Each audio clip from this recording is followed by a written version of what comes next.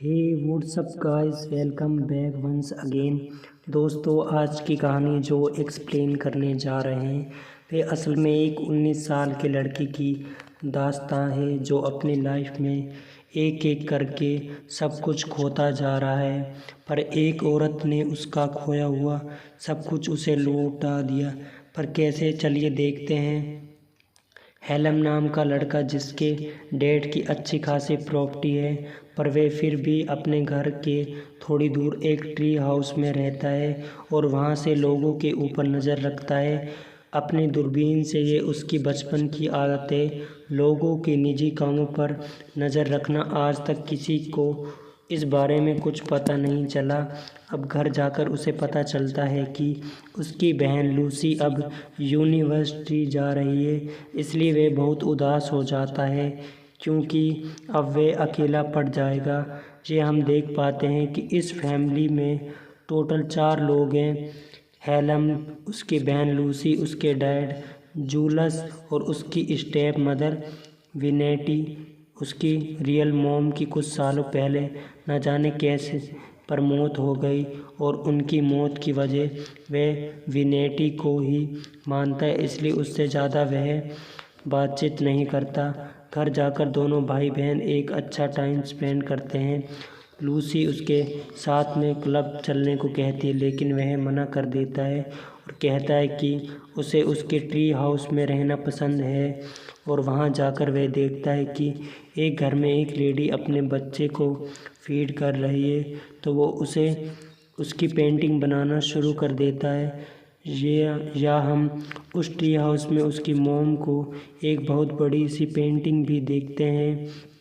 जब वो उन्हें मिस करता है तो इस पेंटिंग को देख लेता है और खूब रोता है, क्योंकि एक वही थी जो उसकी चीज़ों को समझती थी और अब तो हर कोई उससे बस दूर जाना चाहता है। कुछ ही देर में उसके पेरेंट्स भी आ जाते हैं और हेलम उन्हें भी चुप कर देखता है, जिसके बाद वे सोने के लिए चले जाते हैं। अब अगले दिन लूसी यूनिवर्सिटी जाने के लिए रेडी होती है। वो हेलम को आवाज़ लगाती है ताकि वो उसे आखिरी बार मिल सके, लेकिन वह बाहर नहीं आता, न जाने किस वजह से। पर जब वह कार में बैठ जाती है तो उसकी कार के पीछे पीछे डोलेन लगता है। शायद उसे उसकी गलती का एहसास हो चुका था, लेकिन तब तक बहुत देर हो चुकी थी और वो उससे दूर चली जाती है। तब लंच पर ये तीनों बैठे होते हैं, जो कहता है कि तुम्हें भी अपनी बहन की तरह पढ़ना लिखना चाहिए, ये सब छोड़ दो, कुछ अच्छे पैसे कमाओ। लेकिन हेलम को लगता है कि ये सब विनेटी की चाल है उसे यहाँ से दूर भगाने के लिए, इसलिए वे साफ साफ मना कर देता है कि वे कहीं नहीं जा रहा है, वे यहीं रहेगा, और ये बोलकर वोट कर चला जाता है। जब वे शाम में घर आता है तो देखता है कि जूलस और विनेटी उसके बारे में ही बात कर रहे हैं, जिससे जूलस कहता है कि वे किसी भी तरह से हेलम को मना लेंगे और उसे कहीं दूर भेज देंगे। लेकिन हेलम इस बात से बहुत नाखुश होता है और वहाँ से सी पहुँच जाता है एक झील पर, जो कि उसकी मॉम की फेवरेट जगह थी। वहाँ उनकी एक बोट भी मौजूद थी, जहाँ वे अपने डैड को भी लेकर आता है। उनसे पूछता है कि क्या उस दिन आपने और विनेटी ने मेरी मॉम को डुबा कर मार डाला। ये सुनकर उसके डैड बहुत हैरान हो जाते हैं और बताते हैं कि ऐसा कुछ भी नहीं है, उस दिन तुम्हारी मॉम ने ज़्यादा ओवरडोज ले ली थी, जिससे वजह से उन्हें चक्कर आना शुरू हो गए और जब वे पानी में गिरी तो वे तैर नहीं सकी और जिस कारण डूबने से उनकी मौत हो गई। लेकिन हेलम को अभी भी यकीन नहीं है, वे किसी भी तरह से उन्हें झूठा साबित करके रहेगा। अब कहानी आगे बढ़ती है। उस दिन कुछ बच्चे आकर हीलम का ट्री हाउस तोड़ देते हैं, जिस वजह से उसे कुछ समय के लिए अपने सामानों को घर में शिफ्ट करना पड़ता है। उसी दौरान उसकी एक डायरी विनेटी के हाथ लग जाती है, जिसमें वे सब कुछ लिखता है जब वो लोगों पर नज़र रखते हैं और वो लोग क्या क्या करते हैं। इसमें सब कुछ पर्सनल बातें लिखी होती है। ये सब पढ़कर विनेटी समझ जाती है कि वे क्या महसूस करता है, इसलिए जब उसको वो ट्री हाउस फिर से बन जाता है तो एक वो उसके हाउस में जाती है, उस किताब को पढ़ना शुरू कर देती है। वे कुछ ऐसी चीज़ें बोलती हैं जो कि हेलम की मोम से रिलेटेड थी, जिस चीज़ की वजह से उसे गुस्सा आ जाता है। और वह कहता है कि मैं जानता हूँ कि तुमने मेरी मोम को काफ़ी में नशे की गोलियाँ मिलाई थी जिससे वह तैर नहीं पाई। ये बोलकर वो उसका गला दबाना शुरू कर देता है। लेकिन दोस्तों, विनेटी एक चालाक औरत थी। उसे अच्छे से पता थे कि हेलम के दिमाग में क्या चल रहा है। वह उसके करीब आ जाती और दोनों इंटीमेट हो जाते, जिसके बाद विनेटी उसके ब्लैकमेल करती है कि जितनी जल्दी हो सके यहाँ से दूर चले जाओ और खुद का कुछ बनाओ, वरना इसके बारे में मैं सब बता दूंगी। हेलम के पास कुछ चांस नहीं थी, इसलिए वे अगले दिन बिना किसी को कुछ बताए वहाँ से एडिनबर्ग के लिए निकल जाता है, जो कि एक दूसरा शहर है। वहाँ जाकर जब वे घर के रेंट्स के लिए पैसे निकालता है तो देखता है कि उसके अकाउंट में तो एक भी पैसा नहीं है, सब कुछ खाली हो चुका है। इसलिए उसे मजबूरन एक बिल्डिंग की टेरेस पर रात गुजारनी पड़ती है, जो कि बहुत ही गंदी थी। अब बीच रात में उसे के मुंह पर चूहे दौड़ रहे थे। जैसे तैसे सुबह को हो जाती है और आज की सुबह हेलम के लिए एक नया संदेश लेकर आती है। जब वो नीचे उतरता है तो उसे एक औरत दिखती है, जिसे देखकर उसके मुंह से सबसे पहला शब्द निकलता है मोम, क्योंकि वो औरतें बिल्कुल उसकी माँ की तरह दिखाई दे रही थी। इसलिए वह उसका पीछे करने लगता है और पहुंच जाता है एक होटल में, जहां पर वह एचआर की पोस्ट पर काम करती है और उसका नाम था कैट। हेलम होटल के अंदर जाता है और बस उसे देखता रहता है। कैट भी उसे देख लेती है और अंदर आने को कहती है। वह बताता है कि उसे जॉब की तलाश में वह इस शहर में नया है। अब यहाँ कैट दिल की बहुत अच्छी थी, इसलिए वह किचन में एक प्लेट वॉशर की नौकरी पर उसे रख लेती और उसे वहाँ ले जाकर सब कुछ समझा देती है कि कैसे क्या करना है। वहाँ हेलम की मुलाकात रेमंड नाम की एक आदमी से होती है, जो उसका उस प्लेट वॉशर में सीनियर था। वो उसे कुछ रूल्स बताता है और कहता है कि यहाँ वे पिछले 25 सालों से काम कर रहा है, पर उसे काम से सख्त नफरत है। अगर उसे काम करना है, उसके मुताबिक करना होगा। अब हेलम उसकी हाँ में हाँ हामी भरता है और फिर उस दिन का काम ख़त्म करके उसी होटल के बाहर बैठ जाता है। कैट के इंतज़ार में वो उसका पीछा करता है ताकि उसके घर का उसे पता मिल सके। वो देखता है कि कैट वहाँ से एक कैफ़े में आ गई, वहाँ से अपने दोस्तों के साथ चिल कर रही है, जिसके कुछ देर बाद वो अपने घर के लिए निकल जाती है। अब हेलम पीछे पीछे चलता रहता है और फाइनली उसके गेट तक पहुंच जाता है, लेकिन अंदर जाने की उसकी हिम्मत नहीं हो रही थी। इसलिए वे उस रात वहीं बैठकर सो जाता है और अपनी माँ की फ़ोटोज़ को देखता रहता है। कुछ दिन समय ऐसे बीत जाता है और हेलम कैट को ऐसे ही हर मोड़ पर देखता रहता है। वह चाहता था कि हर समय कैट उसकी नज़रों के सामने रहे। इधर उसकी अब रेमंड से भी अच्छी दोस्ती हो गई थी, इसलिए वह आज जल्दी घर जा रहा है। लेकिन जब वह देखता है कि कैट अभी भी ऑफिस में है, तो उसके घर जाने को डिसाइड करता ताकि वहाँ जाकर वह उसके बारे में कुछ बातें पता लगा सके। उसका गेट पर पहुंचने पर वह बड़ी ही आसानी से उस गेट को खोल लेता है और उसके घर की सारी चीज़ें को देखने लगता है। इसी बीच उसकी नज़र पड़ती है सामने उसके होटल के क्लॉक टॉवर से, जहां से कीट का घर साफ दिखाई दे रहा था। अब उसे एक सेफ जगह मिल गई थी। वह सोचता है कि अगर वह वहीं पर सोने का इंतज़ाम बना लेता है तो वह हर समय कैट पर नज़र रख सकता है। तभी अचानक से कैट घर पर आ जाती है। वह फ़ौरन उसी खिड़की से बाहर आ जाता है और लटक जाता है। अगर वह नीचे गिरा तो मारा जाएगा, इसलिए लम पूरी रात उसी खिड़की पर रहता है और कैट क्या क्या कर रही है सब कुछ देखता रहता है। जब वह सो जाती है तो वह उसे भी देखते देखते सो जाता है। नेक्स्ट डे जब वो अपने काम पर आता होता है तो वहाँ पर कीट आती है और फिर उसे काम करते हुए देखकर बहुत खुश होती है। हेलम उसकी काफ़ी अच्छे से बात करता है और बताता है कि उसे काफ़ी मज़ा आ रहा है। उसके एक्सप्रेशन को देखकर बहुत खुश होती है और हंसने लगती है। अब कुछ देर बाद वह रेमंड से ब्रेक लेकर ऊपर क्लॉक टावर पर जाता है। यहाँ उसका पहली बार था, इसलिए वह बहुत ही सतर्क रहता है और एक जगह से केट के घर को देखता है। उसे अंदाज़ा हो गया था कि यही सही जगह है, इसलिए वह वापस आ जाता है। पर नीचे उतरते टाइम उसे आलिस नाम का एक बंदा देख लेता है, जो कि होटल का मेन मैनेजर था। वो उसे पूछता है कि तुम वहाँ क्या करने गए थे?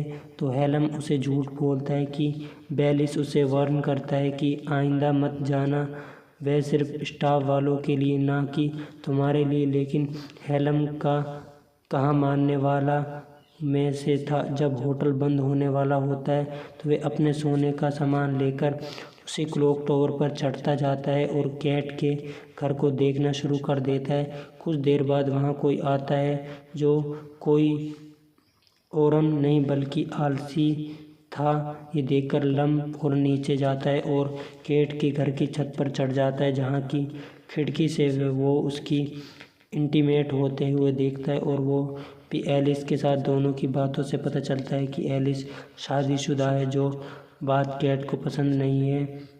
हीलम को बहुत बुरा लगता है।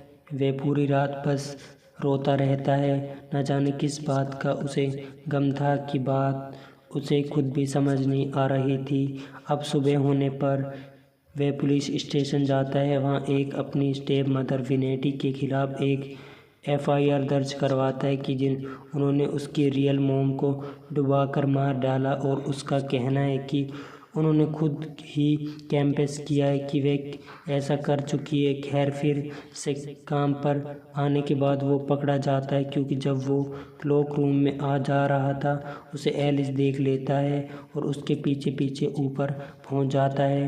वो समझ जाता है कि वे वहाँ केट के ऊपर नज़र रखने जाता है, इसलिए उसे जॉब से वो निकलवा देता है। पर हीलम कहता है कि उसे अफेयर के बारे में पता है, जिसकी जानकारी किसी को नहीं। लेकिन एलिस उसकी बातों का मजाक में लेता है और धक्का मारकर बाहर देता है। जब उस दिन एलिस वो वहाँ पहले से लम मौजूद था, उसकी वाइफ और उसकी बेटी के साथ, जिस चीज़ को देखकर उसे इस चीज़ को देखकर वो थोड़ा डर जाता है और इस बात को सीक्रेट रखने को कहता है।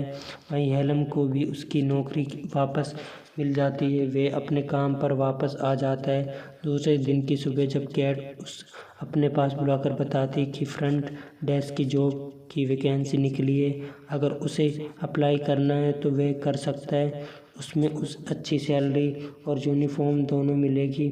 हेलम उसकी बात मान लेता है और अप्लाई कर देता है, जिसके कुछ दिन बाद उसे ये जॉब मिल जाती है। ये जॉब पहले वाले से काफ़ी अच्छी थी।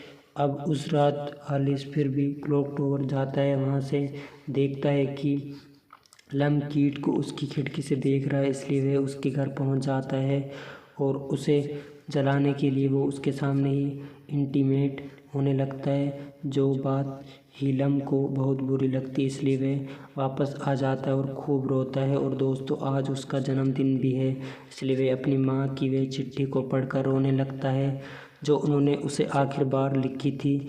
उसमें लिखा था, happy birthday darling, with all my love. उसके हर एक शब्द को वह महसूस कर रहा था। उसके जन्मदिन पर अगले दिन हीलम का मूड सही नहीं होता, क्योंकि आज वो अपनी माँ को बहुत मिस कर रहा है। तभी वहाँ कीट आ जाती है और उसे जन्मदिन की मुबारकबाद देती है, जो सुनकर हेलम के चेहरे पर स्माइल आ जाती है। और एंडी ने एक पार्टी में भी उसके लिए ऑर्गेनाइज करी है, क्योंकि अब वो पूरे 18 साल का हो गया।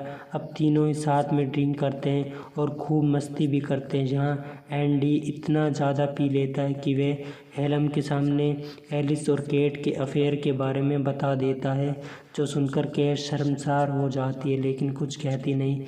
अब यहाँ एंडी और भी कुछ बताना चाह रहा था, लेकिन फिर हेलम उस घर जाने को कह देता है। उसके जाने के बाद दोनों साथ में ड्रिंक करते हैं। हेलम अपने घर के बारे में उसे बताता है और बातों ही बातों में वे इतनी ज़्यादा पी लेते हैं कि उन्हें पता ही नहीं चलता कि कैट हेलम को अपने घर ले आई है। वहाँ उसके साथ ये अजीब अजीब हरकतें करना शुरू कर देती है, लेकिन हेलम रुक जाता है और कहता है कि हमें सो जाना चाहिए। वे दोनों साथ में सोते हैं, लेकिन दूर दूर तब हेलम ऊपर खिड़की में देखता है और सोचता है कि कल वे इसी खिड़की से उसे देख रहा था और आज वे उसके साथ। अब नेक्स्ट डे वे पूरे कॉन्फिडेंट के साथ जाता है और कैट के सामने और उससे डेट के लिए पूछता है, लेकिन वे कहकर मना कर देती है कि जो भी कुछ कल हुआ वे बस एक गलती, बस वे नशे में थी इसलिए वे ऐसा हुआ, इसलिए उसे जल्दी उसे भूल जाना चाहिए।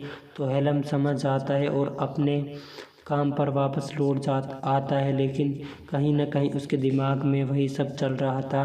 तभी एंडी को एक कॉल आती जिसमें रूम नंबर 456 में एक लेडी हेलम को बुला रही थी। वो उसका नाम पूछता है और कोई जवाब नहीं आता। हेलम भी हैरान था कि आखिर वे कौन है, इसीलिए वो उसे मिलने के लिए जाता है और वहाँ जाकर देखता है कि वे कोई और नहीं बल्कि कैटी थी। वो उससे कहती है कि उसने भी उसे यहाँ पर बुलाया और जो भी कुछ कल रात हुआ उसे अच्छा लगा ये बोलकर दोनों करीब आ जाते हैं। कैट हिलमिल था कि हेलम अब बहुत खुश है, उसे जो इंसान चाहिए था वो उसके करीब। अब एक दिन वे एलिस को कैट के घर देखता है। उन दोनों की किसी बात को लेकर बहस हो गई थी, इसलिए दोनों आपस में काफ़ी चिल्ला रहे थे और फिर घर के अंदर चले जाते हैं, जहाँ पर एलिस उसके साथ ज़बरदस्ती करने लगता है, जो चीज़ हेलम को पसंद नहीं आती और इसलिए वो उनके बीच में आ जाता है। पर एलिस उसके एक पंच मारकर गिरा देता है। ये आलिस उसे लम के बारे में बता देता है कि वे उसे छुप छुप कर देखता रहता है। कैट उसे उसकी वजह से पूछती है तो वे बताता है कि वे उसकी माँ कितना देखती है, इसलिए उसने ऐसा किया है। ये सुनकर वे हैरान थी और बहुत गुस्से में आ जाती और बिना समय गवाए उसे जॉब से निकलवा देती है। लेकिन अगले दिन वो उसी होटल के बाहर बैठा रहता है। जब कैट आती है तो उसे माफ़ी मांगता है और कहता है कि आगे से ऐसा कुछ भी नहीं होगा। कीट भी उसके मासूम चेहरे की वजह से मान जाती है, लेकिन उसे रात को उसे पैनिश करके नेकेड कर कहती है कि तुम्हें ऐसे ही अपनी पूरी कहानी बतानी पड़ेगी। तब हीलम बताता है कि उसके बचपन की आदत जब बचपन में उसकी माँ की मौत हो गई तब वह बिल्कुल अकेला पड़ गया और उसे अपनी माँ की फ़ोटो भी दिखाता है और एक ड्रेस भी जो कि उनकी थी। जब उसे ड्रेस को कैट पहन कर आती है तो वह रोना शुरू कर देता है, क्योंकि वह बिल्कुल उसकी माँ की तरह लग रही थी और आज उन्हें वो बहुत मिस कर रहा है। जहाँ कैट एक मैच्योर वुमन की तरह उसको सहारा देती है और उस दिन के बाद से दोनों के बीच में काफ़ी अच्छी दोस्ती हो जाती है। अब हेलम कीट को कैसे लोगों पर नज़र रखी जाती है ये सिखाता है, जिस चीज़ में उसे काफ़ी मज़ा भी आता है। वो आज बहुत खुश है, शायद अपनी माँ के जाने के बाद वो पहली बार इतना हंस रहा है सिर्फ कैट की वजह से। लेकिन एक दिन फिर से उसका अतीत उसे ढूंढते ढूंढते यहाँ तक आ जाता है। उसके डैड और स्टेप मदर दोनों ही होटल आते हैं हेलम से मिलने के लिए, क्योंकि उन्हें वो FIR मिली थी जिसकी मदद से उन्होंने हेलम को ढूंढ लिया। तो ये विनेटी कीट के हेलम के साथ देखकर हैरान थी। दरअसल जूस बताता है कि उनके ऊपर बहुत कर्ज है, इसलिए उसे अपनी मॉम की वसीयत पर साइन करना होगा, जिसकी मदद से वे इस कर्ज को पूरा उतार सकते। लेकिन हेलम अच्छे से जानता है कि वे ऐसा कुछ भी नहीं करने वाला और अगर उसने ऐसा किया तो सारा पैसा विनेटी खा जाएगी, इसलिए वह मना कर देता है और वहाँ से जाने लगता है। तो विनेटी अपना असली रूप दिखाती है और कैट के लिए बहुत बुरे शब्दों का इस्तेमाल करती है। हालांकि उस समय वो हेलम को कुछ नहीं कहता, लेकिन उसे पूरी रात वहीं बात सताती रहती है, इसलिए वे अगले दिन अपने घर पहुंच जाता है और विनेटी को ज़बरदस्ती पकड़कर उसके झील के पास ले जाता है और उसे डुबोना शुरू करता है। लेकिन आखिरी समय पर उसे अपनी गलती का एहसास हो जाता है, इसलिए वो उसे बाहर निकाल लेता है। अपनी इस गलती के लिए माफ़ी मांगता है और शुक्र कि विनेटी की जान बच गई थी। तभी वहाँ पर उसके डैड भी आ जाते हैं, उसे बताते हैं कि तुम ऐसे किसी को ब्लैकमेल नहीं कर सकती। ब्लैकमेल अपनी मॉम की मौत के लिए उन्होंने खुद की जान लेने का फैसला किया। मैंने उन्हें बहुत रोकने की कोशिश करी, लेकिन उन्हें मेरा साथ पसंद नहीं था, इसलिए आखिरी समय पर उन्होंने सबको अलविदा कहने का फैसला कर लिया। पर वह तुमसे बहुत प्यार करती थी, हमेशा मुझसे कहती थी कि हेलम को अपनी तरह एक बड़ा आदमी बनाना। अपनी माँ की बातों को सुनकर हेलम रोने लग जाता है और डैड के गले लग जाता है। कुछ दिन बाद वो वापस कैट के घर आता है और उसके साथ में रहने को कहता है, तो कहती है कि मैं किसी भी रिश्ते को सही से निभा नहीं पाती हूँ, बहुत कमज़ोर हूँ इन सब चीज़ों में, और इसलिए तुम मुझसे 6 साल बाद मिलना जब तुम बड़े हो जाओगे। तो हेलम धीमी सी आवाज़ में पूछता है कि क्या तुम तब भी इतनी खूबसूरत रहोगी। वह स्माइल करने लगती है, जिसके बाद हेलम को बाहर सड़कों पर घूमते हुए देखते हैं। वह आज बहुत खुश है, हालांकि उसे उदास होना चाहिए था, लेकिन कभी कभी दूर जाने का नाम ही ज़िंदगी है। अगर आपको सब कुछ मिल जाएगा ज़िंदगी में तो आरज़ू किसकी करोगे। कुछ अधूरी ख्वाहिशें ज़िंदगी जीने का मज़ा देती है। इसी दृश्य के साथ यहीं कहानी का यहीं पर अंत हो जाता है। वेल, आपको कहानी कैसी लगी नीचे कमेंट करके ज़रूर बताइएगा। मिलते हैं अगली एक नेक्स्ट वीडियो में। धन्यवाद। राम राम सभी।